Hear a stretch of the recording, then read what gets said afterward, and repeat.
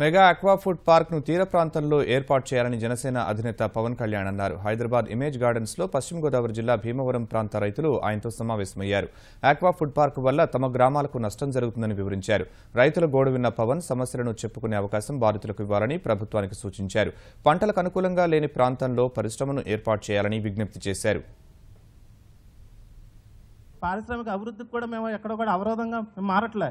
రైతులందరూ కూడా ఒకటే చెప్తున్నారు, ఈ గొంతేరు కాలాన్ని మా జీవనాధారాన్ని మా బతుకుని నాశనం చేయొద్దు, ఇది ఎక్కడన్నా తరలించండి, రద్దు చేయమని కూడా అడగట్లే. చేపల చెరువులు, రొయ్యల చెరువులు అన్నింటికి కూడా ఈ విషవ్యర్థాలు వెళ్తాయి. రోజుకి 2 లక్షల లీటర్ల విషవ్యర్థాలు వెళ్తే గొంతేరు కాలం ఏమైపోవాలి? మనకంతా కూడా వేల సంవత్సరాలకు వచ్చిన ఈ నదుల్ని, ఈ కాలువల్ని నాశనం చేసే హక్కు ఎవరిచ్చారు?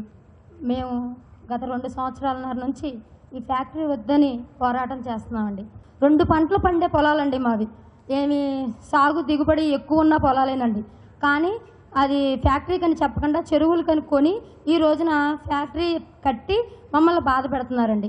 మన దేశంలో మనకు ముఖ్యంగా మన పారిశ్రామిక ప్రగతికి ఎవరు కూడా అడ్డం కాదు.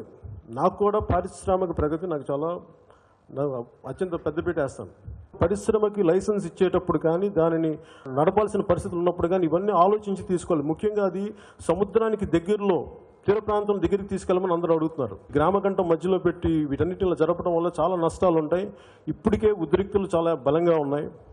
నా విన్నపం తెలుగుదేశం ప్రభుత్వానికి, ముఖ్యమంత్రి గారికి ఏంటంటే, దయచేసి ఒక కమిటీని ఏర్పాటు చేసి ఆ కమిటీతోటి ప్రజలతోటి డైరెక్ట్గా మాట్లాడమని చెప్పండి. దీంట్లో సమస్యలు ఎంత ఉన్నాయి లోతుగా విశ్లేషణ జరిపి, నిజంగా ఇది అందరూ చెప్పి అందరూ ఉన్నట్టుగా నిజంగా సమస్య ఉంది ఇక్కడ అనుకున్నప్పుడు దీన్ని దయచేసి తీర ప్రాంతానికి జరపవలసిందిగా, ఈ పరిశ్రమని ఇక్కడ ఉండకూడదు నేను కోరుకున్నాను. అలాగే ప్రభుత్వం మొండి వైఖరి వహించే పక్షంలో ఏ పార్టీలు అయితే కలిసి వస్తాయో వారికి నా మద్దతుతోటి దీన్ని సాధ్యమైనంత శాంతియుతమైన పోరాటం చేయడానికి నేను ప్రజలకి ముఖ్యంగా ఈ గ్రామాల ప్రజలకు మద్దతుగా ఉంటాను.